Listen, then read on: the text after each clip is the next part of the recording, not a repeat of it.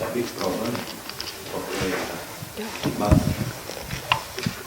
in Croatia works many others companies, and I think it's important for Croatia and this Croatian Airlines. But these others works in Croatia, and that is a guarantee for our touristic season in this year and in future.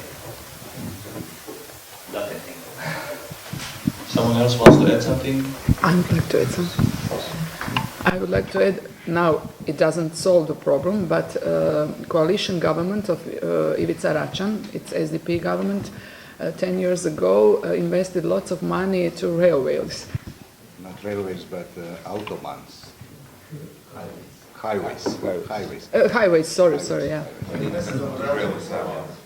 Maybe. Shiva is to go by bicycle.